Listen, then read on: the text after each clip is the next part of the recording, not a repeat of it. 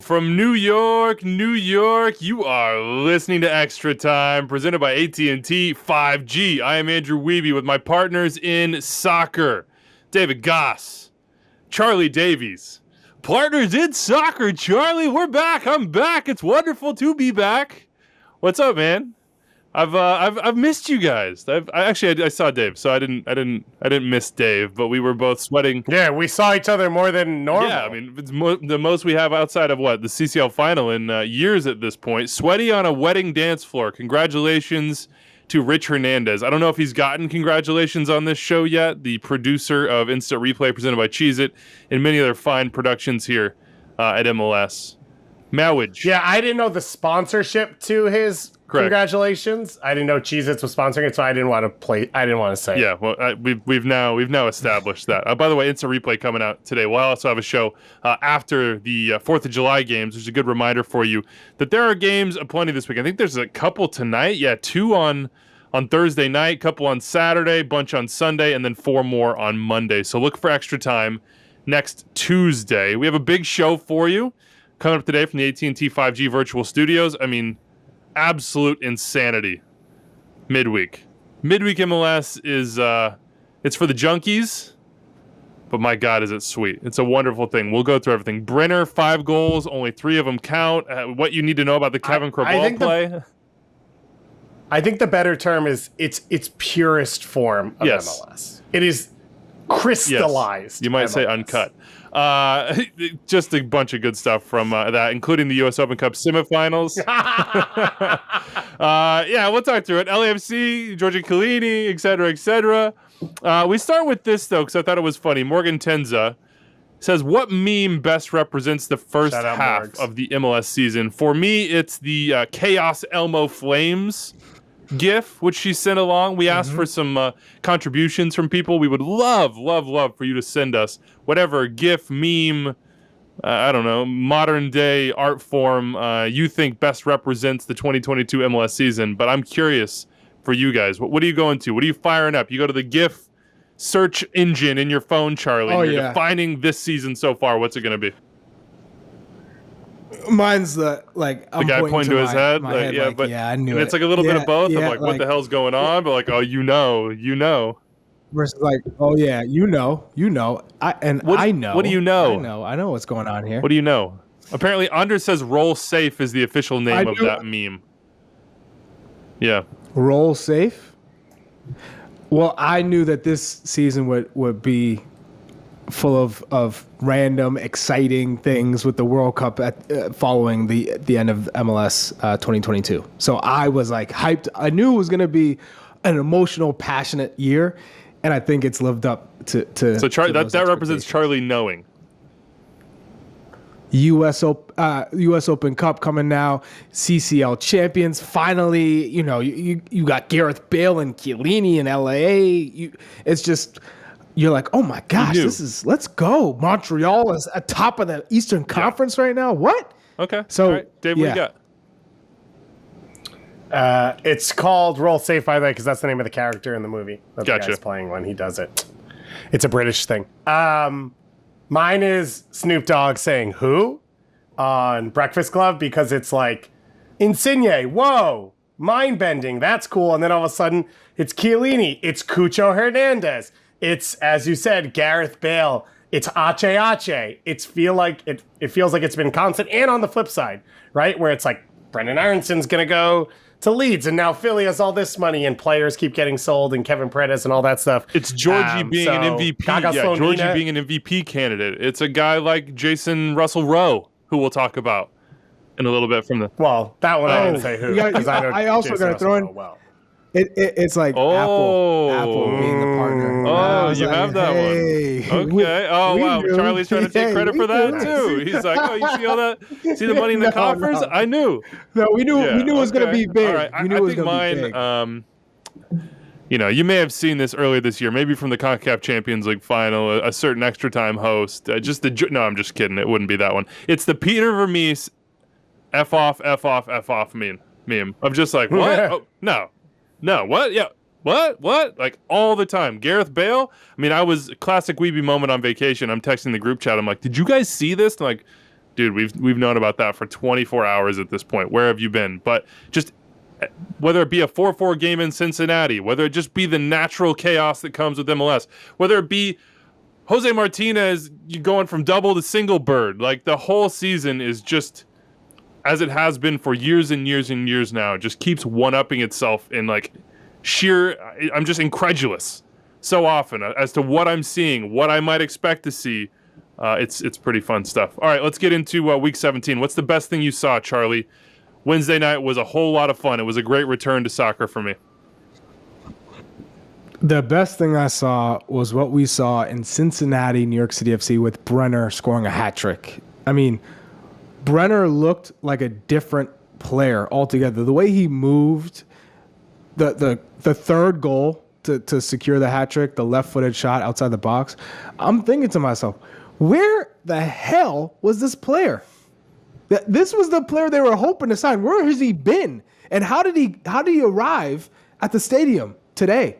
Because if Cincinnati had that Brenner playing every game, they would be in a much different position than they are right now. And they still, there's all this talk that he could be sold this summer, and that I'm sure that performance definitely helps. But if they were able to keep him, if there's some path forward with him in the lineup, man, that Cincinnati team with Lucho Acosta and him kind of dictating, scoring goals, that's promising. And I think they have a lot to look forward to if they can try and keep him in the lineup. We'll talk about him much more here in a second when we dig into that game. Ben Wright hit us up and said, when will you launch Brenner's MVP campaign here? I bet we better launch it now because he might be gone. So TBD on that one.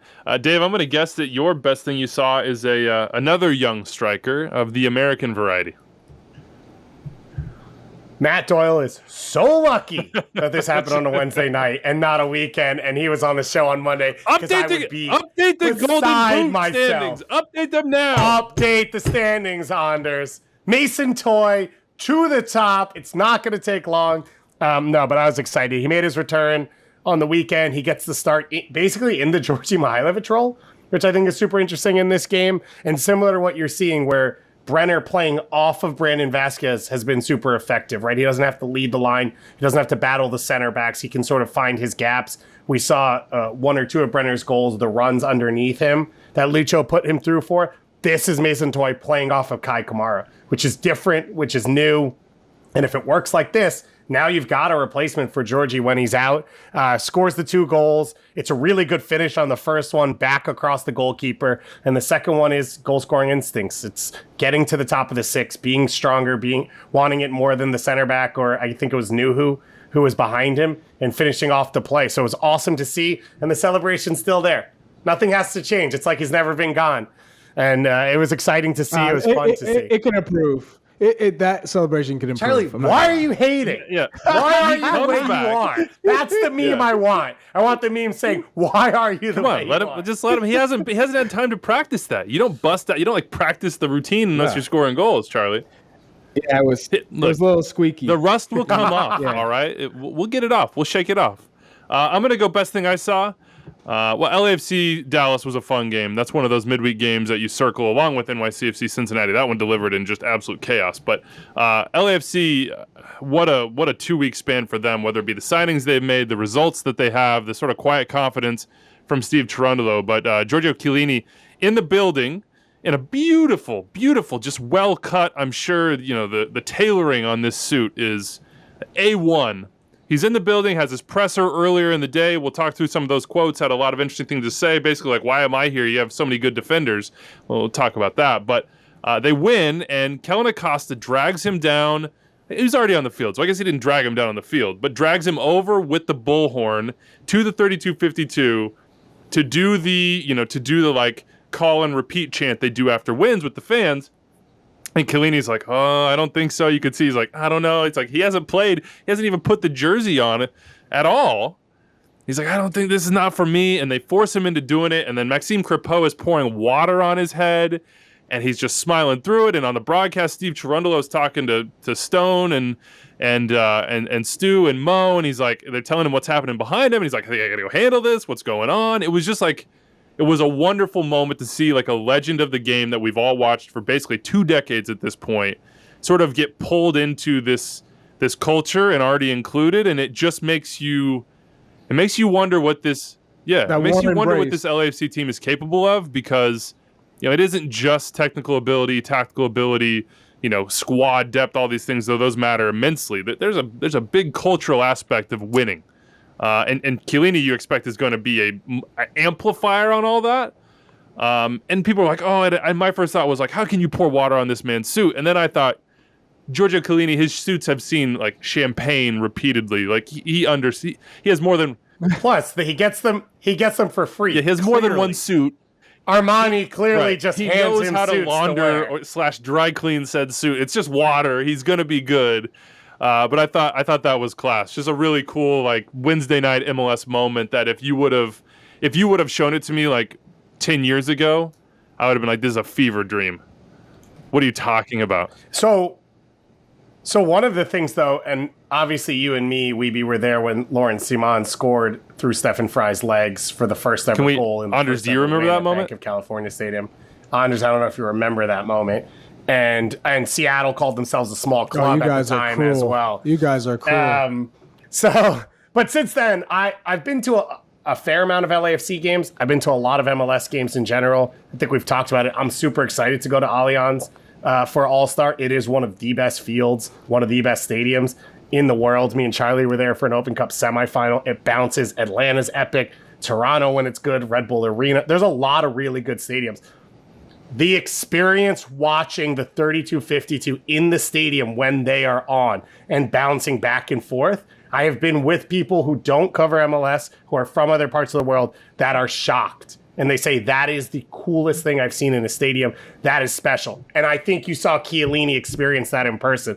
This is a guy who's won Euros, who's been in Champions League finals a lot of times, who plays in the nicest stadium in Italy week in and week out for Juventus. And I think you saw the emotion, the energy, the experience there last night. And part of the pitch for all of these guys now. Insigne, I know when they put together the pitch, it's the fans. Like the in-stadium atmosphere in MLS is world-class, is elite, is league of choice, whatever term you want to use. And I thought you saw a piece of that yesterday, and seeing a guy who's played at the highest level in the biggest moments sort of look like a kid and excited to do it all again. And it's just beautiful from an MLS perspective for those of us that like care about the league, care about the development of soccer in the U.S., to see a homegrown turned, important USMNT player in Kellen Acosta, an all-star in this league, a guy that's come into his own as just a person over the course of many years, and we've all been sort of there to see that journey roll along, even from afar, whatever it might be. Pull in like a legend like Chiellini and be that leader on the team and be the guy that's like, I don't know, that's making him a part of it before he ever steps on the field. Like to see that connection be made, super cool. So that was a fun moment. We'll see how they welcome Gareth Bale. But I want to also shout out the Timbers Pride Month tifo. Timbers Army did an incredible job on that tifo, and it is, I believe, what is today, the last day of June.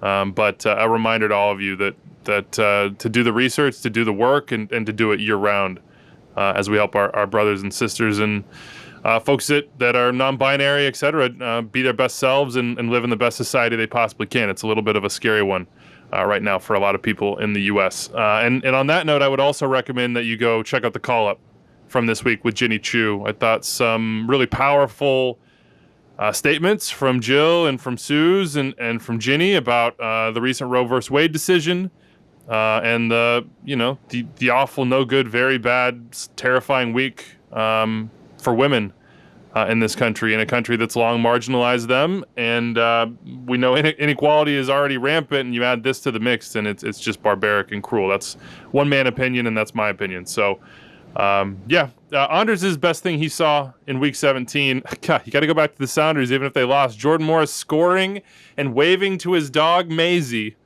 Pups to the pitch. Maisie was up in the upper deck. Do you think Maisie went home disappointed with the loss? Do you think she compartmentalized that at all, or just got Charlie got a good good scratch behind the ears, and Yeah, the that good old was a scratch. pretty wholesome moment from Jordan Morris. So, all right, let's go to our lead story here, and it's Cincinnati. Like, I never could have dreamed, in even my wildest dreams, of watching this league and knowing Cincinnati as a club. But this is the way it would have gone down. I mean, they were up 3-0, guys, and they could have been up 4. I mean, there's a lot of argument about whether Brenner's first goal that wasn't a goal was out of bounds or not. You could definitely see the consternation on Pat Noonan's face about what he believed to be poor refereeing after this match. But Cincinnati are up 3-0, Dave, and I'm like, yo, they have arrived. This is the statement. This is the vibe. Like, they keep cutting to the... To be clear, on the broadcast, they said if you read Tom Bogert's piece on MLSsoccer.com, FC Cincinnati is for real, and this is your reasoning. Then they were up 3-0. Yeah, which was perfect. It was Lucho scoring with Vasquez feeding him off a little bit of pressure. It was Lucho feeding Brenner. It was, it was all the things that were like, if Cincinnati are going to be finally good, this is it. And then all the things that have made them bad for so long reared their head in the last 10 minutes of the half, and we got a gift, which is Pat Noonan having to hit the mic after that. And this was a wild game. It was a hat trick for Brenner with 2 disallowed goals. There was a saved penalty by Celentano, and then a historic comeback by NYCFC. And then Cincinnati still thought they should have won. On an offside call, they didn't think that went their way. I mean, this is all you could ask for from an MLS game from an entertainment perspective. And midweek, right? Coming off a huge game for NYCFC. It felt like the emotional tank was at 0 coming out of Philly. For them to go down 3-0 that early, to be behind the ball, to not really be controlling the game as they can, and they have against pretty much every team over the course of this season since CCL ended. Then they go down 3-0, and you're thinking, all right, it's done. And then they come back. You said it, historic. No team has ever come back from 3 goals down to tie by halftime. They go up 4-3 on a stunning goal by Santi Rodriguez. Again, this back 3 for Cincinnati, a mess. Right. No one steps, no one tracks. Medunjanin's obviously not tracking across the field. Blackett steps away. Cameron drops deeper, and he scores that goal. But from that moment on, FC Cincinnati played to win. They get the equalizer, and as you said, they get the goal they thought should have been the winner. It clearly wasn't. It was clearly offside. But they continued to push for it. Like, they were not content with a point, and they are not, I think, content with a point against NYCFC, which, coming out of it and saying from the run of play, fair, but in a vacuum, this is a team that's been the worst team in MLS the last 3 years against the team that's put together the best points total across those 3 seasons. So yeah, I thought it was still an impressive performance. I would add, too, that when you look at Cincinnati play, and you touched on it, they were the worst team in MLS. And when we say worst, we're talking about of all time up there, worst, at their lowest point. And so I love what Noonan's done with this team. He's got them playing on the front foot, really aggressive, creating chances. This team really needs to improve defensively. Really, if they want to make a real significant run at a cup, at a trophy, they need to improve defensively, because in the attacking phase of the game, they've been strong. They have been strong, and I loved watching, how Lucho is kind of put his stamp on this team and trying to bring in other players. I think Brennan Vasquez has benefited from playing with Lucho Acosta, but now if you get a player like Brenner, and if Brenner leaves, bring in somebody like that. I know it's tough to find a player. Yeah, you might have to spend. I don't know. You might have to spend just throw out $10 million even to get a player like that. Maybe. But ultimately, they are a top team. I was really impressed, though, with New York City FC when they were down. Ever. And Ever, we saw him prior to his injury really, scoring goals for fun in MLS. This is a player you could depend on, so much so that they said, Tati Castellanos, you're not playing up there. You're not. Because Eber's our guy. You can be on the wing, maybe you come off the bench, but that's how good he was. Now you have an injury, it's a significant setback. It takes a long time to get comfortable, to get into a rhythm. He looked to me like, you guys can sell Tati. I'll be ready. So, they've done a great job of signing these young players who have a lot of potential, but not yet have not yet, I guess, realized it. So this New York City FC team, new coach, maybe some turnover, but they still have a lot of potential. What happens if Brenner goes? I mean, this was like the perfect, we're in negotiations potentially, and I guess Tom came on the show the last couple chose and was like, he's gone. Am I understanding that right? That like he's going to Brazil. These clubs are in for him. Yeah, Tom was saying the offers are there, and it came on the heels of the conversation, which is the rumors around Matt Miazga. And Miazga he's in the final year of his contract with Chelsea, didn't play a ton in La Liga last year, has obviously bounced around every year. And I think in what Charlie's saying, if you want to improve defensively, the quickest way to do it is to decrease your quality in the attack because you have to swap in and out big-time players. And I think Miazga makes a ton of sense for them as a team. You would assume coming out of Chelsea, his expectation is a DP level contract because of the money he's on, and he should be a TAM player. If you're okay, if you're smart, an expectation. There's only one DP defender in the whole league, and it's Walker Zimmerman. Well, there has been though. Jonathan Mensah came into this league as a DP. Teenage Hadebi, yeah, but that was playing in a World Cup. He's playing in a World Cup. Teenage Hadebi's a DP center back right now. But that's more of like Houston had DP. Like that was the best way for them to work through the cap. But he's a TAM guy. There's a reason he's not. There's a reason he's not bought down this year. He is a DP for them this season, right? In his second year on the team. I'm telling you right now, if you are Xavier a Arriaga smart came in as a businessman, DP. You don't bring Matt Miazga in as a DP. He's not a DP level player in this league. He's a TAM level player, a high TAM, but not a DP. Charlie, you sound a lot like the LAFC front office when they traded Walker Zimmerman.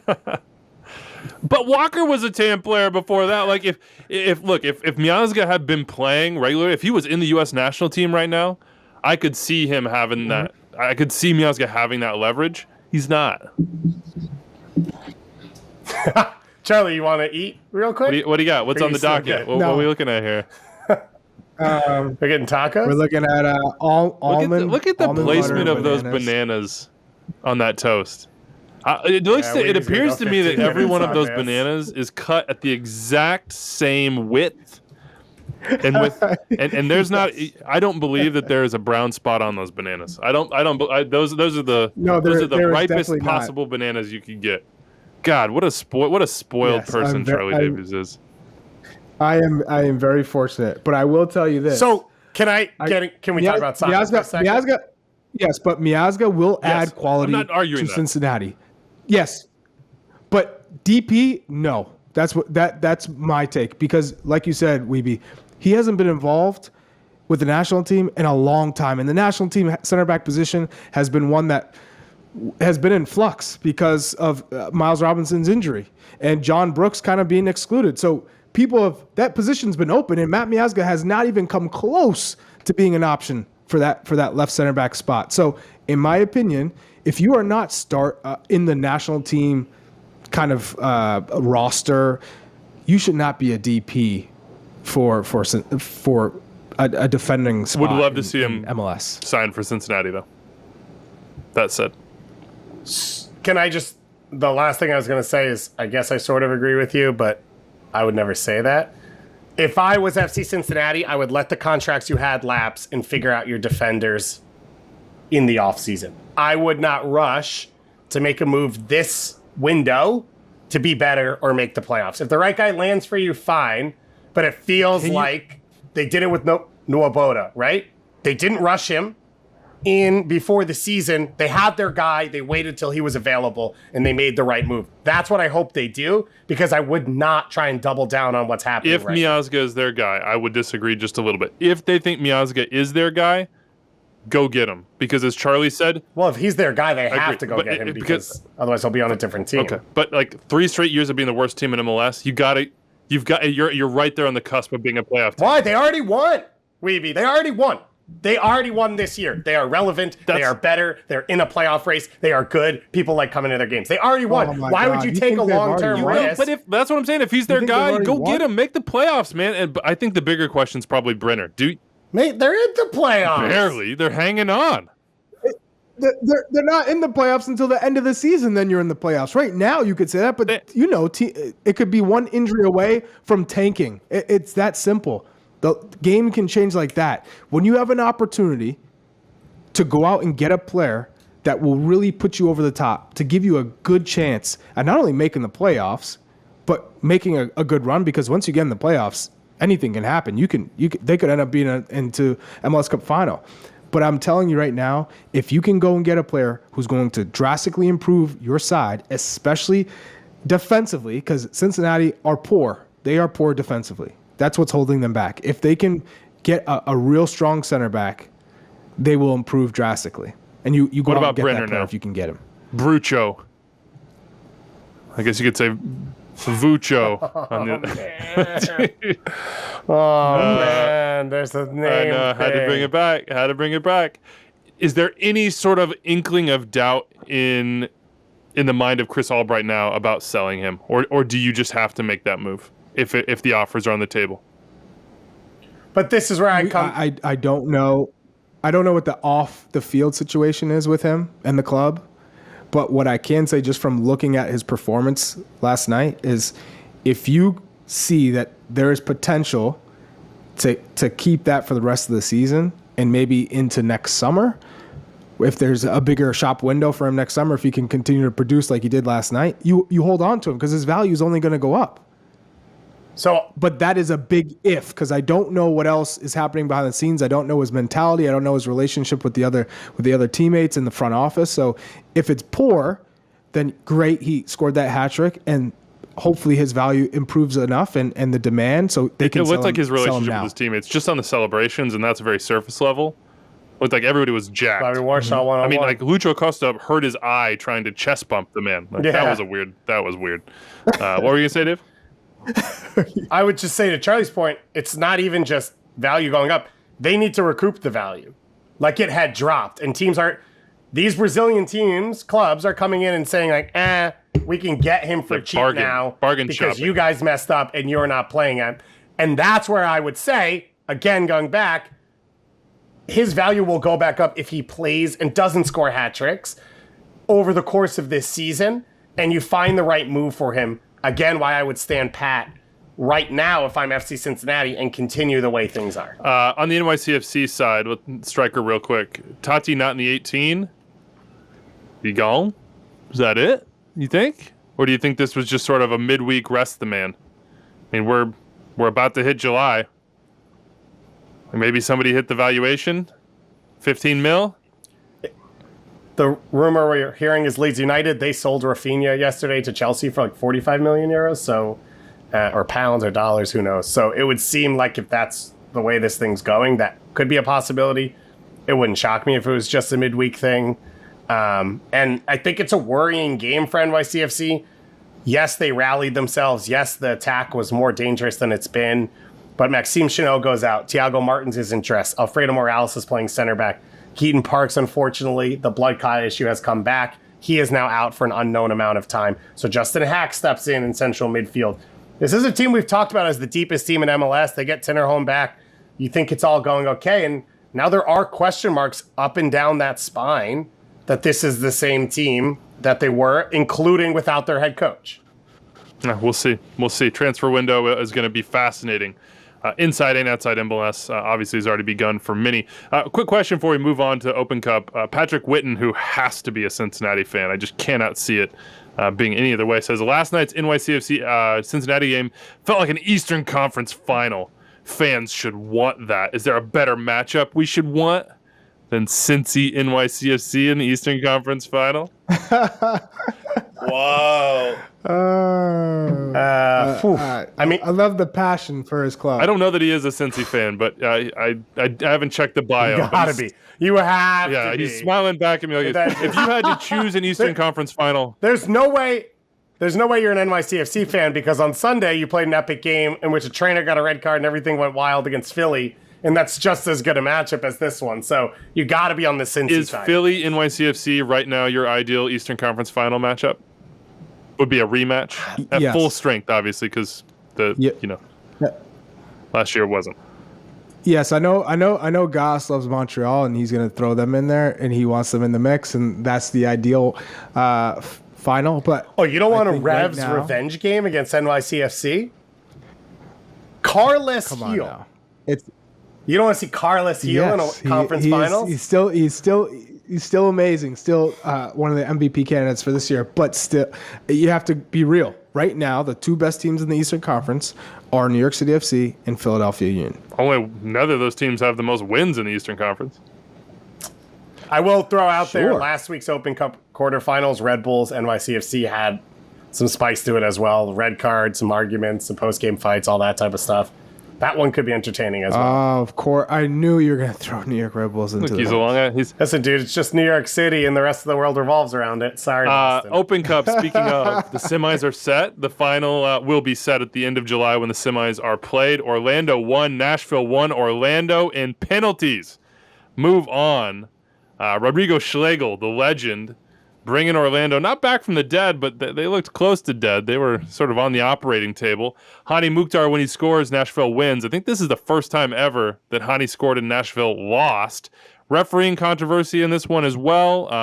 The foul call against Anunga to set up the free kick that Schlegel scored on. People didn't love that one, including Jamie Watson, who was calling the game. Seemed pretty soft.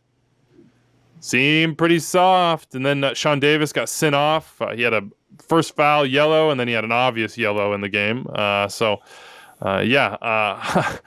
This was Open Cup at its best. PK shootout, yada yada. Great stuff there. Orlando Red Bulls is one side of the semi, and then Sporting KC Sac Republic is the other side. So we still have a USL Championship team, which is awesome. Tom told me, Dave, that you told him that Orlando has priority on hosting. What do you know about hosting the final? Do you know that? What are you talking about? It was an open draw. Oh, was it? It's already been done? Oh, yeah. I missed it. Wow. Insider sources, David Goss, first to report. Breaking news. Yeah, it was Orlando and Nashville had first right to hosting. SKC has second right based off the teams that are left. Red Bulls is third and Sacramento. So what are we hoping for here before we talk about the game? Because we're going to go to the final. What are we hoping for?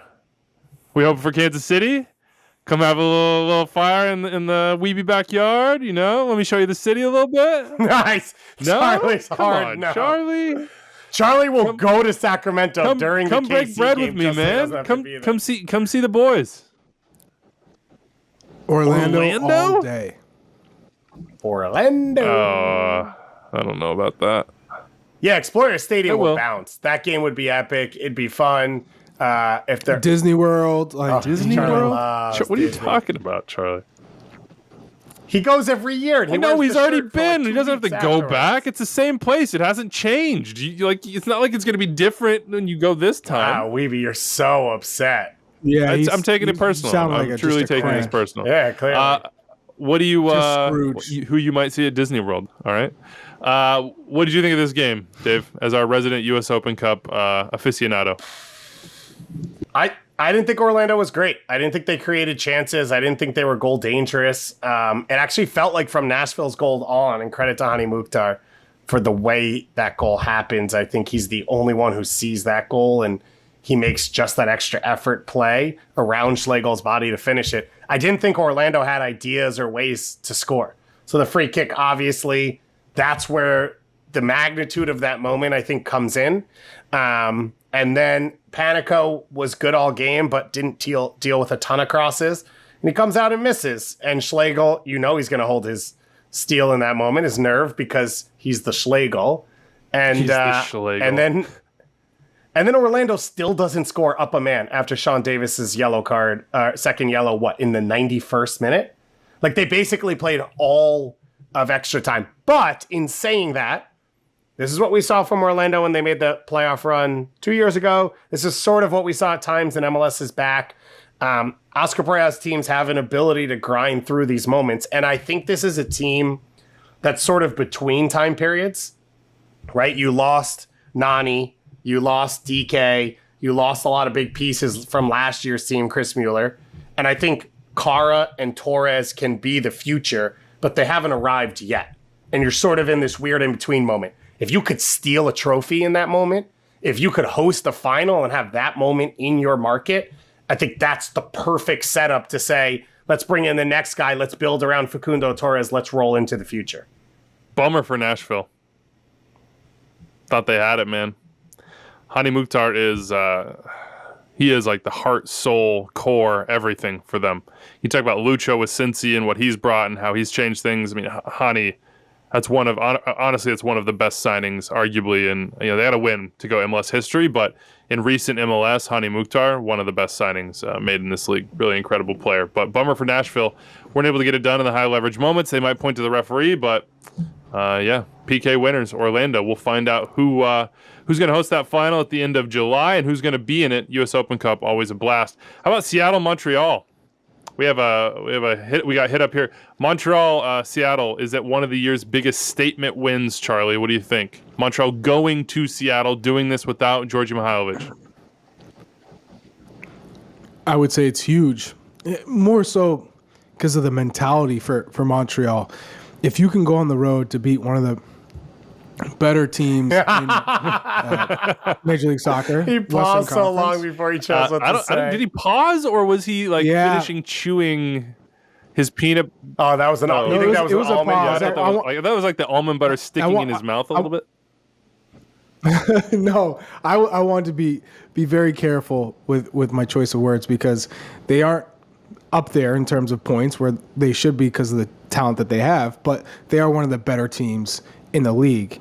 And you go out on the road and win, and Mason Toye coming back healthy, and he's been battling, injuries, particularly his shoulder surgery that he had. And that left-footed finish, Goss, when you talked about it earlier, that was a brilliant finish. That looked like he could have been left-footed because the contact that he made, the area of the goal side netting, I thought, man, and we've had our rants on Mason Toye because his potential is through the roof, but something has always been holding him back. And whether that's his attitude, whether that's the mentality, whether it's injuries, but over the course of time, you expect a player to grow. And it seems like he kept talking about Montreal being the right place for him. You go there, Henry is the coach at first, someone that you've always looked up to, someone that has a similar stature and body that you do in that position. You learn from him a little bit, but it's not smooth. It doesn't go over, super smooth. He goes through some injuries, some rough patches. Then you have this long-term injury, but he feels like the support's always been there, which he hadn't had before in the past. I think Mason Toye, again, after watching those goals and the way he moves and plays, ultimately, he could be a real strong candidate to get back into the national team pool as one of the stronger American strikers with kind of the tools that he possesses. But again, doing it consistently and having the right approach and mentality every single day. If he could do that and live up to that, his potential is through the roof. But again, potential's nothing if you don't have all of the other things that are going to go into it. And so I hope that now we're only going to see that from Mason Toye every week. And I think with Kai Kamara pushing him too, you're getting that vet experience. Hey, I've scored a lot of goals in this league. You have some tools I didn't have, but you got to work. And you got to have the right mindset and being a teammate. These are the things I went through. There's no better person in Major League Soccer as a striker to hear from and talk to than Kai Kamara. How many ups and downs has he had as a professional? He's been around a long time. He's seen a lot of things. I think for Mason Toye to continue to have those conversations so that you can grow as a person on and off the field will be super beneficial for him. Here's a weird stat for you. OptiJack put it out. Montreal has won 6 of 9 MLS matches against Seattle. It's the only team to play the Sounders more than 5 times and have a winning record against them. That's pretty incredible. Yeah, I saw that. And sort of leads me to tee you up. If you want it, Dave, Wilfried Nancy, his Coach of the Year resume continues to grow. They're atop the East. They have the most wins in the East. They had a stretch at the beginning of the season where they didn't get the results in the league because they were focused outside the league on CCL. That didn't work out, but they have come back with a vengeance. And then you have the other side of it, which is whether it be veterans like Wanyama or all these young players that are playing so well, or like a guy like Joel Waterman, he's getting the best out of his players. And that's the mandate for a coach. And reminder that even in CCL, because of being that Canadian team, they did beat a Liga MX team. They pushed Cruz Azul as well, although Santos Laguna was bad. So they got those results in CCL. And then he turned Georgi Mihailovic, turned is probably the wrong term, but he helped spur him to being an MVP candidate and now is getting the results without him on the field. Kyoto's been in and out of the team. Obviously, Mason Toye hasn't been there. Kamal Miller now has been in and out of the team. He's lost guys for international a ton as well. And after that dip, they are now back up as the top team in the Eastern Conference. I think he's the leader for Coach of the Year candidate. I've had him in as a finalist the entire time, even when the dip happened, because I think it's fair to have level expectations for them. And maybe that's unfair to a Steve Cherundolo or Brian Schmetzer, right? That there's higher expectations. But if you get Carlos Vela and Gareth Bale now, I think it's easier at times on some level. So he's the guy, and this is huge for Minnesota. They go to Galaxy on Monday. That's a very realistic 3 points. They come back from the West Coast playing LA Galaxy in Seattle with 6 points. That'd be mind-blowing without Georgi Mihailovic. Christoph Hamill asked, does Joel Waterman deserve a call-up to Canada for the next international window? What do you think, Dave? I've pushed for it for a while because I think not only has he played well, but he fits the back three really well. And that's what it feels like is going to be the lineup, especially against Belgium. There's just a ton of depth in that spot right now. Like, he's behind Scott Kennedy, who's moving in to the Bundesliga already. Kamal Miller, Steven Vittoria, who's been dominant for them. There's been questions. Alistair Johnston. Yeah, there's been questions. I think he's deserved the chance. At this point, it feels like John Herdman's group is complete and he's not a part of it. But you'd assume after the World Cup, he'd get opportunities. Charlie, here's a question for you from Gianni in my DMs. Does Seattle need to make a signing before the transfer window closes? With JP out, Vargas out for an extended time, that's a bummer for Obed. Can they challenge for the cup while having their depth so thoroughly depleted in the center of the park? Atencio has had an up-and-down season with injuries and other issues. Rowe has struggled to play the 6 or the 8, he says, and Rusnak has not played up to the contract he signed. I don't entirely agree with that last part, but do they need to make a move? And Anders, I see you in the chat. Go ahead and chime in, man.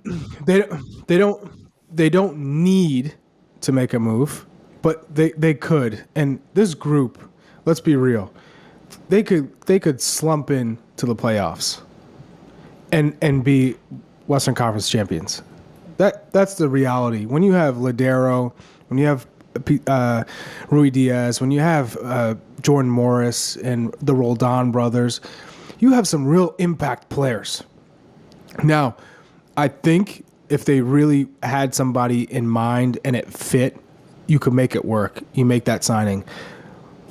But ultimately, I think it just comes down to everyone having to be healthy. And I still think Nico Ladero is still catching up to his old self in form. He could still be an MVP candidate easily. And this team just needs to get going. That's all. Everyone healthy on the same page.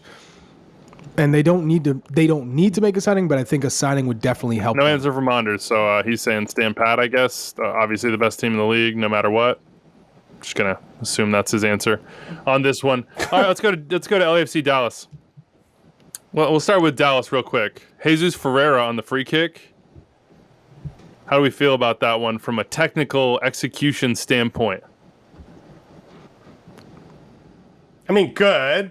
If Maxime Crepos reads the play properly, it's not a goal, right? He came charging out a little bit, huh? He thought that cross was coming. Yeah, it goes down as much to the play, which is credit to I don't know if it's the coaching staff, I don't know if it's the players who came up with it themselves, and Ferreira then recognizing the opening. So I'd say all in, pretty impressive, and 10 goals, right? That's already a season maybe better than we expected from him this year at the number 9 spot, and he broke, I think, a 5-game scoreless drought. So it was a pretty big moment for him. Anytime he scores, it's just a good thing.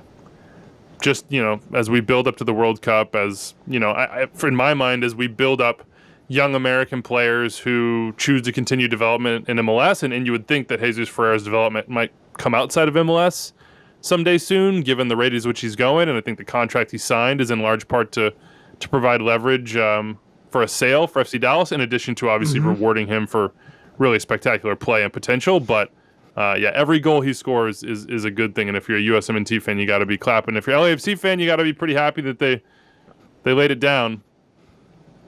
Really happy. Pretty Some great happy? goals. You have Chiellini in the house doing press conferences, wearing tailored Italian suits that he gets for free. Gareth Bale's coming soon. He's he's got the hat and the jersey on somewhere. planning his travel to get there for El Tráfico, which is going to be absolutely insane at the beginning of July. We're like about a week out from that at this point.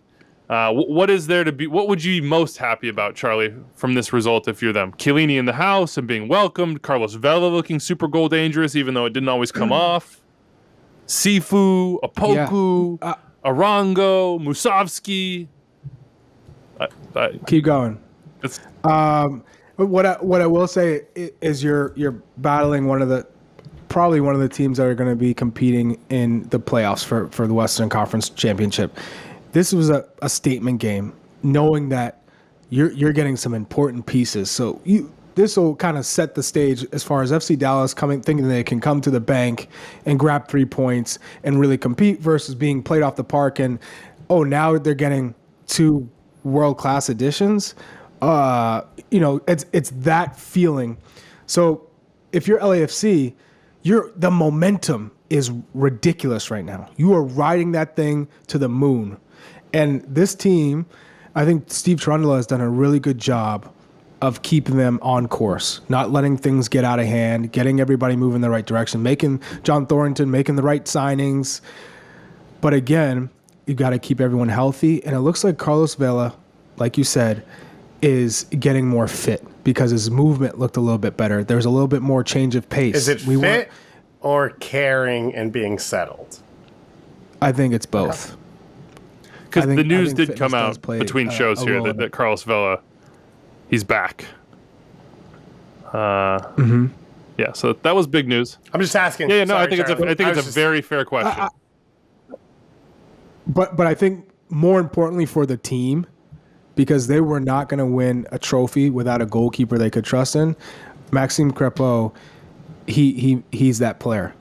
He's finally a goalkeeper you can rely on. He will make the save. Of course, every keeper has a gaffe, as you saw with this goal and Jesus Ferreira, but Crépeau is one of the biggest additions that I think is probably not getting the respect it deserves when it comes to signing a keeper that is a game changer for your squad. In direct comparison to the outside of the years of Tyler Miller, the keepers that they were rolling out there in the past. Chiellini, we talked about the water pour and the chant, etc. But he has some quotes here I want to discuss from his press conference earlier in the day. Quote, "I want to be honest. When I start to see the team, I said they have fantastic defenders. Why'd they call me? Everyone talks about Mamadou Fall, but I can say Jesus Murillo, Ibiaga, who played the last matches and also on the wing. He's watching, baby. He's watching. LAFC has fantastic defenders. It's a fantastic team. Surely I can help them. I can help the team, not just playing, but leading every day the group. And this is my game and what I think. I have fantastic teammates, and this is important." Steve Cherundolo said in the post-show on FS1 that Giorgio is basically hitting him up, texting him, being like, "We should do this. We should play like this. We should change this," trying to ask, trying to dig in and trying to coach a little bit, like as you might expect he might as a veteran coming into this situation. Any changes in what you think you should expect? Anything that you feel like you might have learned in the last couple of days about Chiellini, Dave? Not really. That's sort of what you expected, right? He is a veteran amongst veterans. Like, you looking at an Italian national team and a Juventus team that was filled with guys who have won everything, and he's the voice of those teams, and he's the leader of those teams. We met him in Atlanta for the All-Star game. They threw him on the spot to speak to, I think it was a group of owners of Major League Soccer teams, and he spoke brilliantly, and you're like, yeah, this guy's a statesman, right? He has all of that to him already, so not super surprised. And at this point in his career and the way he's coming in, you have to think he understands he's not going to start 34 games in the next year, right, for LAFC. Does he want to even? No, I think that's sort of what he's saying in all of this is like, I can see how I can fit in, and he's not coming and saying, we're going to win a title because I'm going to carry us there. Right, he's humble. Yeah. He comes into it with a humble opinion, and how could you not love him if you're a player being like, oh, Chiellini is saying, like, if I'm Mamadou Fall, or if I'm Ibiaga, and this is the legend that's coming into the group, and he's name already dropping talking about me. He's name dropping me. What kind of player is that to come into a locker room as a role model and a leader to say, hey, no, you guys are already doing great. I'm just coming in to try and help you and maybe improve your game. Like, that's incredible. Now, there are too many players at some point. They signed Daniil Henry coming into this year. Eddie Segura returned in this game. Just the last 3 minutes. He's been out for almost a year, so that doesn't mean he's a starter every day yet. But that's 6 center backs? 5 center backs, if I'm counting correctly. They went out and picked up... Somebody's got to move. Yeah, they went out and picked up 2 fullbacks. They picked up 2 center mids in the offseason. They're talking about bringing in another DP on top of Gareth Bale into an attack that has Vela, Arango, Brian Rodriguez, Opoku, Cifuentes. So there's a lot of good players on this team. There might be too many. And if I'm a team in MLS right now, if I have a need, I think LAFC is the team you're looking at and saying, can I pick a center back off here? We talked about FC Cincinnati. Is Daniil Henry the short-term fix, or Ibiag? I didn't even say Ibiag. I think it is 6 center backs. Is that the short-term fix for this year instead of going out and finding someone overseas? Is Latif Blessing available for a team that's willing to give up? I would give up a good amount of allocation because he's on a reasonable deal and bring him into my team for, I don't know, 18 MLS teams out there. So it's interesting to see how this part of it all plays out, as Bale and Chiellini are not on the books yet. They have not technically arrived. We had a lot of mail about, like, oh, how can LAFC do this under the rules? Like, what are the TAM contracts? What is this, this hocus pocus where the wool is being pulled over our eyes? And I just say, look, every GM in this league from the beginning of time has looked for ways to massage and fit under the cap, some to better effect than others, some within the rules more than others, as we might have seen down in South Florida. But also, they sold a Uruguayan international to Fenerbahce for $10 million. Atuesta to Palmeiras. They sold Atuesta to Brazil. They've sold big players. They traded Mark Anthony Kaye last year for a good haul of allocation money. Now they've given some up for Maxime Crepeau and Franco Escobar, and now Kellen Acosta this year in the other direction. But they've sold a lot of players outside of Major League Soccer, which recruits you money. So let me ask you this question. What do we think the DP9 is going to look like? And it feels like Thorrington has had sort of mixed messaging on it. I thought I saw somewhere that it was going to be like, hey, come in and start, sort of in prime player. But Dave, you were telling me that he said on Football Americas that it's more of like a Project 9, more like a Rodriguez, or what Rossi was when they got him, like a guy to develop and sell down the line, which would make sense, having Vela and Bale around him to maximize output. What do we think they'll go with the number 9, and who might be on that block? Like, my first thought when Danny Musovski scored last night was like, somebody should make an offer for Danny Musovski, because the minutes for him are going to start to evaporate. I mean, they got Cal Jennings behind him too, that people have been yelling about wanting to see more for a long time. Might not be his level yet, but you have sort of a cheap backup option. If they get a 9, is Chicho Arango going to play a ton? Like, he's a TAM player that would have huge value within MLS. I think Arango's an interesting one, because you would think a lot of teams would ideal. I mean, he scored 14 He would have goals huge. last year. I mean, he could potentially penalties. set the allocation record if he was to be available for trade. At that level of production for a 9, a TAM, Would Kansas City come in for him? He feels like he could fit. Oh, interesting. I don't know. Chicago as well. But here's the thing. He hasn't been a starter this year before Bale arrived. There's something odd going on where it feels like he's rotated in and out of the lineup without Bale being a factor. And I don't know if that's a style thing. I don't know if that's a form thing. It's been a little bit odd. So you would think he'd be the one. I thought that what I heard multiple times was that young player idea, where I thought Thorrington sort of said, we're set at every line pretty much. Let's bring in a young player who can learn from these champions and winners. And they did it with Horta, and they've done it with Brian Rodriguez again. So it feels like it makes sense, and it makes sense to me.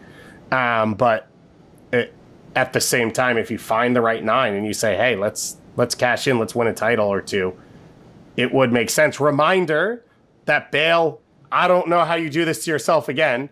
Gareth Bale's contract will end on June 30th of 2023. Yeah. They will then have an option. That option is a DP option.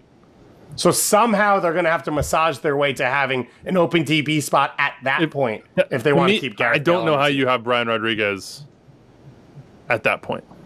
Like, if we're talking about minutes evaporating for people, like if you're talking about going and getting a 9 and you have Arango and you have Gareth Bale and you have Carlos Vela, you start to, I mean, it's just a crunch. It's a huge crunch. Opoku. I don't know. It's going to be extremely interesting to see how this might go about happening for LAFC on the front office side, and yeah, TBD. One note on the Chiellini thing, and it sort of popped in my mind a couple of days ago, but even more so, Dave, when you were reminding me of when Juventus came to Atlanta and sort of the statesman, quote unquote, he was, and also just sort of his gregariousness and also ability to speak English in a way that I think would provide opportunities for him. We've seen guys like Thierry, like Nesta, be coaches in this league. We've seen other coaches jump off. If you're Chiellini, maybe you're coming here to get a little experience and find out whether or not you want to start your managerial career, which I guess I would expect him to have in MLS. Maybe there's a little real estate in Charlotte, North Carolina, Giorgio Chiellini. Yeah, I'm just saying. Boy. I'm just saying, like Chiellini as a MLS manager, if this is sort of the first domino, that would be pretty awesome. Yeah. I would be down. I would be down for that, no doubt about it. All right, Chicago Fire 1, Philadelphia Union 0.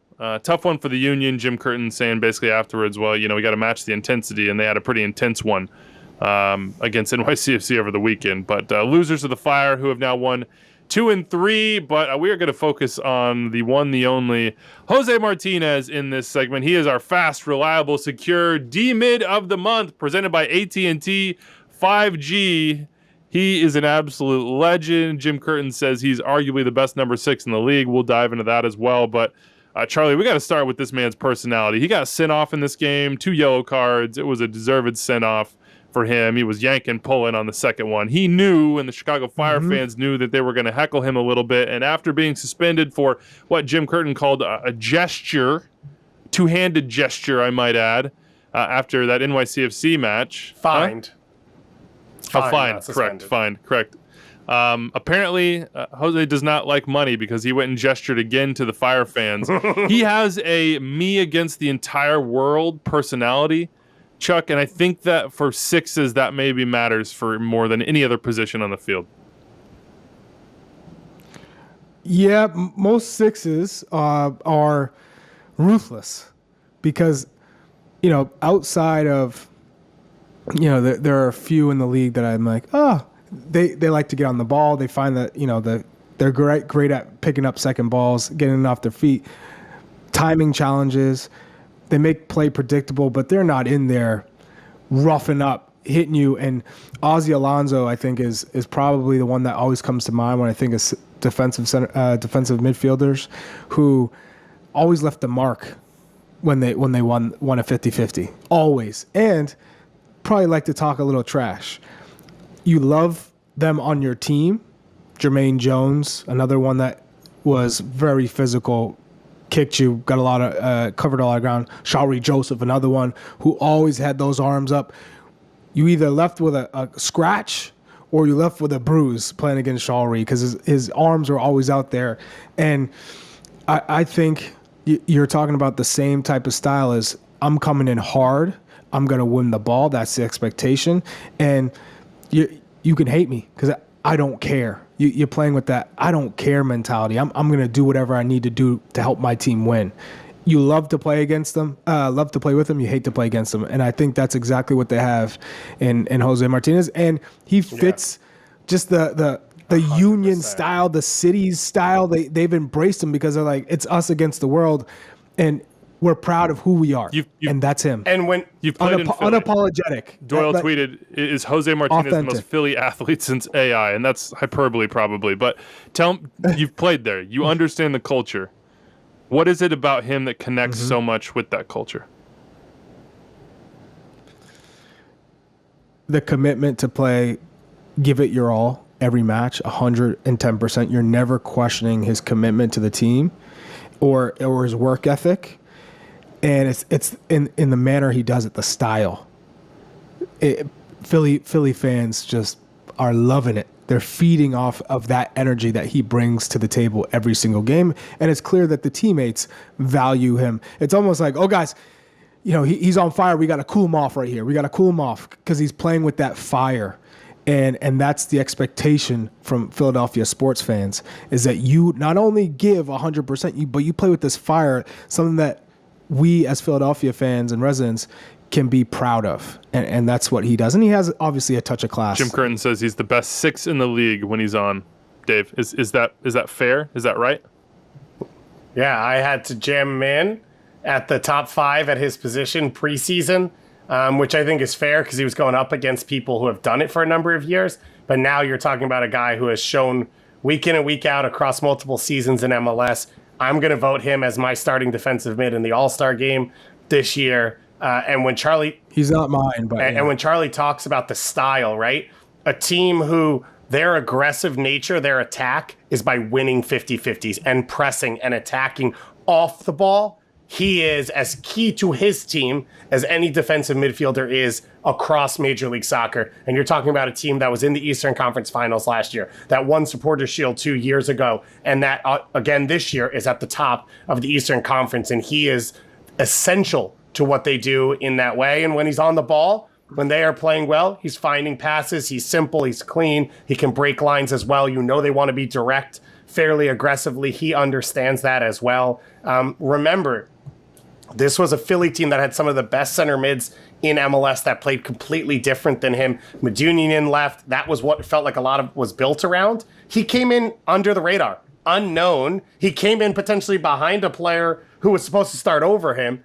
And within 3 weeks, it was, this guy is here to stay. And Philly, they built their team around him at this point, and it's been working. He is our fast, reliable, secure D mid of the month, presented by AT&T 5G, Jose Martinez. I would say, Jose Martinez is clearly one of the best defensive midfielders in Major League Soccer. But if you're talking about someone who's really been consistent and central to their team's success in terms of being a provider, I just don't know how you don't start Ilie Sanchez. In terms of what he's been able to do with LAFC this year. He's fit in perfectly, and he's been that important cog to find the spaces, find the gaps, but also get the ball to Carlos Vela's feet, get the ball to Arango's feet, get to Cifuentes or an outside back in Hollingshead Palacios. I think he's been fantastic, but obviously it's a different mold of a center back. It's not number 6, the Diego Charas of the world and Jose Martinez. Number 6. I love that about the position, right? Is that it can, within any given structure, any given team, any given tactical identity, that it's not just sort of like copy paste. We need the same type of guy. Everybody's got to be combative and like, ball winner. That you can find different profiles of guys to thrive in that spot, and that's one of the most fascinating things about the game to me, and in particular the number 6 position, is that you need something different. I also just am fascinated. Jose Martinez, man. He must not like money because he's about to get fined again, I would predict, for another gesture. I don't know. Maybe he's maybe like Philly traffic. He's getting a lot of middle fingers. I don't know. Like, he's definitely in the habit of yeah. No, he's loved. He's maybe, loved but like, those driving there might be a difference. I don't know. He's seeing a lot of those. Somehow that's crept into his gesture vernacular, so to speak. I'm curious right now, who's more important to the Union, Gazdag or Martinez for you?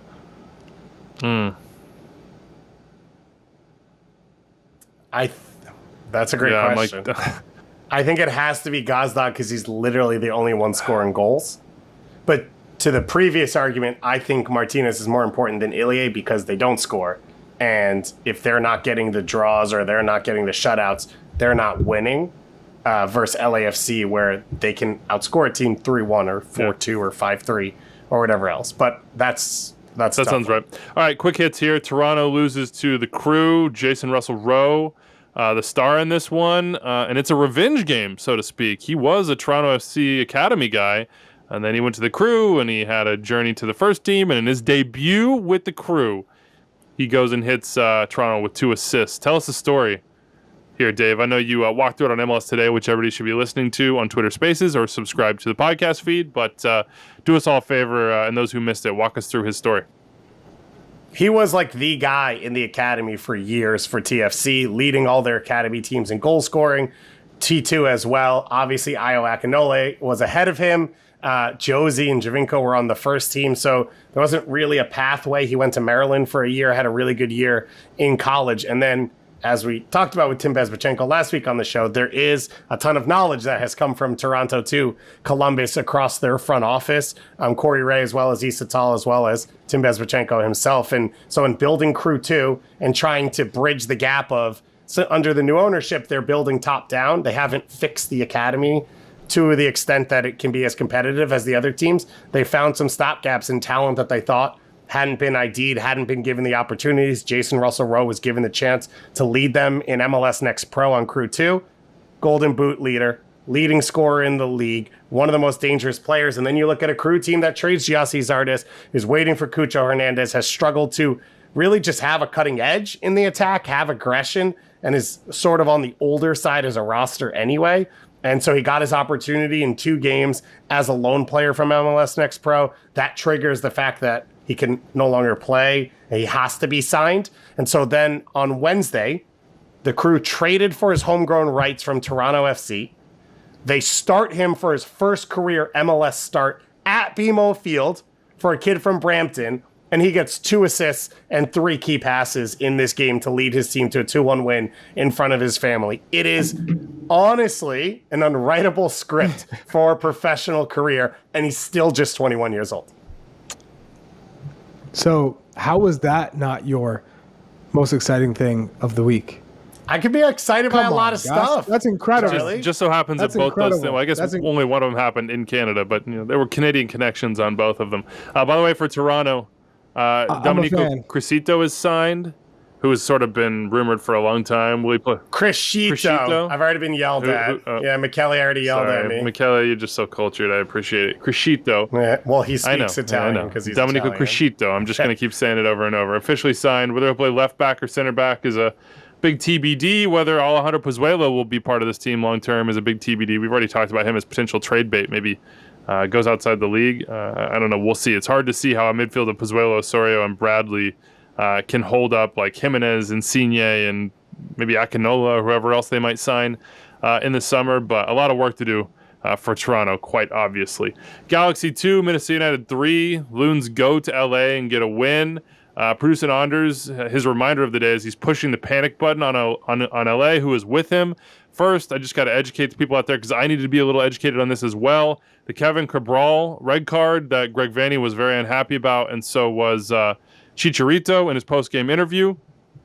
By the IFAB laws, if you just go look at the IFAB laws, I'm completely in agreement with Greg Vanney and Chicharito and obviously Kevin Cabral on the field that I don't think this is a red card. It would be a yellow card from those IFAB laws. But there is a directive from MLS to pro referees from the competition committee, basically, and it was decided because MLS is very committed to basically the health and safety of the players. Innovative. In terms of concussions, that there was going to be a little bit of a change in how the laws were interpreted when it came to goalkeepers in situations going for a ball and getting hit in the head by another player. So there are 4 things that they're looking at in those situations. Technically 4. I'll explain here in a second, Charlie. 4 things. First, can the attacking player actually make a play on the ball? And in this case, Cabral is not going to make a play on the ball. He's about 3 yards out when it's gathered. Now, he knows he's not getting to it. He's there to try to pick up a possible rebound. Maybe it's fumbled. That's his right for sure, but he is not going to get to that ball. The second one, does a defending player push that player so they don't have control over their own body? That doesn't happen in this play as well. Third, do they make every attempt to get out of the way of the goalkeeper, to avoid contact? I would say that Cabral made what I would probably call, and he made an attempt, no doubt. He's raising his foot. He's trying to jump over a little bit. But did he make every attempt? No, I don't think so. I don't think he made every possible attempt. And then fourth, then if you contact the goalkeeper's head, it's a red card. So the referee in this situation, Ted Uncle, the VAR, Alejandro Mariscal, even if they were interpreting the IFAB rules and saying under those laws, this is a yellow card for us, which is under the laws what I think it would be, doesn't matter. The MLS directive to them is that this is a red card based on those 4 criteria. This is something that was explained, as I understand, to players and to coaches in preseason and the meetings that they always have with the competition committee as well as pro, saying these are what the directives are for the year. This is what you need to be aware of. Like, in this situation, this is what will happen. So it was a strange one. And no doubt, did the call change the game? Yes. But under the directive from MLS, it was the correct call. And I will go into it with obviously the key word was every effort to avoid the contact. Now, he definitely... I would even say it was reasonable, perhaps. There's no doubt. You could even call it reasonable. But the word every, that's the one that I'm like, could he have dove over? Or just jumped higher? Because he doesn't really... He kind of just is like dragging over the top a little bit. Like... Yeah. So if that's the key word in that criteria, then he didn't do everything he could to get out of the way.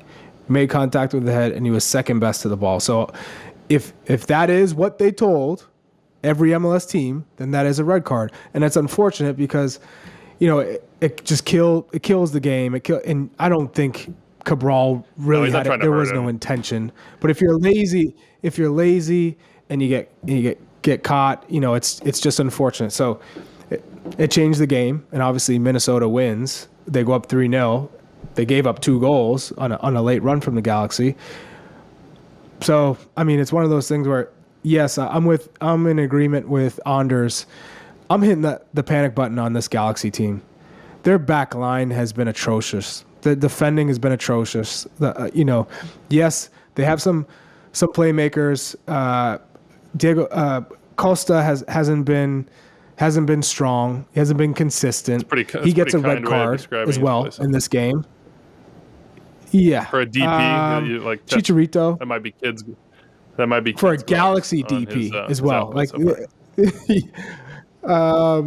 all right, he's been trashed. I didn't just trying to make you say it, but just trying to imply what might be the issues here. Yeah, for a signing of that magnitude, he's been trashed. By the way, Michele just tweeted, all hope is not lost for the Galaxy. The team is trying to finalize a couple of additions. 1, a DM or a 6, and 2, an attacking midfielder. Both would be international caliber players. That could also potentially mean moving to a 3-5-2. That's all I know, says Michele Giannone of Tudiene. Well, my thing is you don't have 2 strong center backs, and now you want to go to 3? Strength in numbers.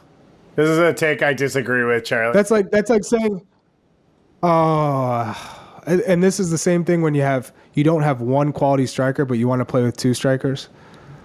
When teams do that, so I don't know that I think those 2 things. So why do you think? But I do think that okay, the game gets easier when there are 3 center backs for a lot of center backs. They don't have to be as complete. So if you have an incomplete set, plus if you play with wing backs, there's less movement of players trying to break lines themselves or move up the field and then have to recover in transition. That's the only thing I would say. Also, this team clearly doesn't have a 10. So that's sort of another way to get through that. Instead of playing a 10, you play 3 ball-capable center mids. You play wing backs that have some license to play. And obviously, Joveljic and Chicharito work up top. Just throwing it out there.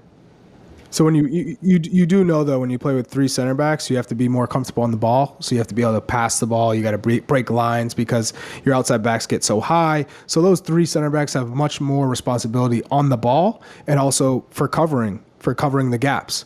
So if you have 2 center backs who can't do it, so what makes you think that 3, if you're going to add 1, is going to make it easier if they couldn't do the original? The other thing is one of the 3 might be Ravelis. That's my point. So now you change the can't play on the ball, cover ground type thing. Because he played there when he first got there, and that might be the move as well. And maybe they go to maybe they just have to accept that they need to win 3-2 instead of losing 3-2. Or win 3-1. And that shutouts are not going to be a consistent part of their identity. At least as currently constructed. TBD. Last one from midweek here. Timbers 2-1 winners over the Dynamo. Shout out to Darwin Quintero, who just keeps scoring goals. And Santiago Moreno, who had a brace in this game. Well done. Portland on a roll with some back-to-back wins there. Going to throw this one out. Carl Carpenter in the mailbag, and we'll just get it started. What player who is currently underperforming, excluding those dealing with injuries or other mitigating circumstances, do you think will have the biggest resurgence the rest of the season? And the really obvious name that jumped to mind for me immediately was Carlos Vela. You mentioned, Dave, that maybe he's settled now. He's going to have a couple high-profile teammates in there to take some of the shine off of and spotlight off of what he's doing all the time, and having a counterbalance of Gareth Bale, however much he's able to play, as well as all the other quality that's in this LAFC side, whether it's starting or coming off the bench. It just feels like we might get that vintage Carlos Vela for the remaining months of the year, which seems to be outside of that one historic season the Carlos Vela way. He'll give you 3 months of just absolute blinding brilliance, and it sort of feels like we're on the brink of that. Any other names jump to mind? I would say Patrick Lamala, if you trust his numbers, and I think a decent amount of the performance has been there, but if he starts finishing, now you're talking about a guy who's would be all around one of the best strikers in the league, and obviously there's a gap there for the Red Bulls where if they were getting that production, they'd probably be sitting on top of the Eastern Conference. So that was the first one that popped in my Facundo Torres as well, but I think that goes more to getting more comfortable as, a young player. Everything I see from him is that he's special. Like on the ball, watching him play, it's all there. It's just about that final production. And I'm gonna go with Eber from New York City FC. He's played 13 games this year, only 3 starts, but he scored a brace yesterday, and that's because Tati Castellanos wasn't on the pitch. I think if they sell Tati Castellanos, which I think has to be encouraging when you see Eber line up there, because Tyus Magno could easily be that guy where they say, okay, we're going to use you. But if you envision a world with both of them working, Eber and Magno, maybe that's, I think, more gives New York City a little bit more encouragement and safety, knowing that they can make this sell, have it be a great story for the club, but also know that it's not like you're giving up hope on winning another MLS Cup. You still have 2 quality players who can score goals. You say yay or nay. Yay for resurgence, nay for you don't see it. Jesse's artist. Yay. Oh, Nay. Nice. That's what I was going for. I was going for 2 sides. On the yay side, Dave, give me a quick yay side. He's done it every year of his career since he got to Columbus, and Colorado set up for it. They have been unsteady as a team overall, but I have belief that they'll get back to the top, and I think he'll be a big part of that. Okay, how about Ura? Although injury might be a mitigating factor for him, as well as some of the visa stuff he went through, but we'll just include him nevertheless. Mikel Ura, what do you think, Charlie? Yay or nay? Yay. Yay. How about Bobby Wood? He's injured, but when he comes back to a better RSL team, let's say on the attacking front, yay or nay? 3, 2, 1. Yay. Okay, 2 yays. Nice. Okay, all right. Frank O'Hara. He's getting a lot of chances. The chances. Nay. That sucks. I wish it would happen for Frank O'Hara. Still remember being so excited when they got that signing over the line on a free. Swiderski in Charlotte. Yay. And the reason I say yay is because you have a World Cup in front of you. You have no option but to perform and play. So I'm going to go with yay because you got to get the motivation back to ensure that you're in Kasper Shabilko. Big nay. The biggest yay. I am the only Kasper Shabilko fan out there that doesn't have a last name that starts with P and Y. Nice. Because I seem to be the only one in favor of him. I think he's creative. I think he can create chances. I know he's missed big opportunities over the last few games, although he's right on with his XG for the year, which isn't great because that's part of their attack issues. I just want to see him with Jairo, Mueller, and Shaqiri for more than 2 games. I just want to see what it looks like when that attack is together and the pressure and focus on him changes. All right, a little more mail here for you. We got some, I guess GP Strata of the OC has been blasting us with Pepe to RSL. Does it make sense? Should they do it? I guess the last few shows, and he hit me again, although you guys talked about it. But Ricardo Pepe did score at a friendly for Augsburg, and that seems like not a competitive goal necessarily, but his first goal in a long, long time. So that's good news for him. And PFOC to Union Berlin. They were the 5th best team in the Bundesliga last year. Charlie, do you think Jordi PFOC has a chance to get back in the U.S. team before the World Cup? Absolutely. Absolutely. He needed to make a move from the Swiss league. If you can go to the Bundesliga and keep the same type of scoring that we saw him do in Austria in Switzerland, that he will essentially vault his name all the way back up to the top three, because the Bundesliga is really a good baseline where you can say, hey, if you're scoring X amount of goals in the Bundesliga, which is one of the top leagues in the world, then we will find a place for you on this national team. Whether it's starting as the 9, because he's going to have to develop and figure out different ways to score goals and be effective in the Bundesliga, or if it's coming off the bench and being effective. But if he can continue to improve, because he needs to improve, and that's the only way he was going to improve is by being tested in the Bundesliga, then for sure, that's a great move, a fantastic last move one, for I him. just want to get your guys' reaction because I just saw it come through. Go ahead. Can I just break everything here real quick and just say Ricardo Pepi, glad he's scoring goals. He scored against TSV Schweben Augsburg, and if you want to know what that level is, TSV Schweben Augsburg plays in the Bayern Liga. It's the highest amateur football league and the second highest football league in the state of Bavaria and the Bavarian Football League. It is one of 14 Oberligas in German football, the 5th tier of the German football. I like a good Oberliga personally. Now, and I've been there before. So playing against these teams in Europe, it's not so much the competition as much as it is just your personal confidence. So that's why you get excited, because it's not, oh, he's scoring against a high school team, but it's because, oh, he's scoring and it's good for his confidence. Yeah. No, Charlie, I don't disagree with you. I just found the excuse to read the word Uberliga and say Schweben. I thought it was Oberliga. I don't know. Either way, it's some Uber. Yeah, but either way, it's not about the competition. It's more about just being able to go out there and score and get your confidence. Last thing, going. Christian Pulisic to Juventus. It's the Daily Mail, but talking about a swap deal. What do you think? Weston and Christian at Juve.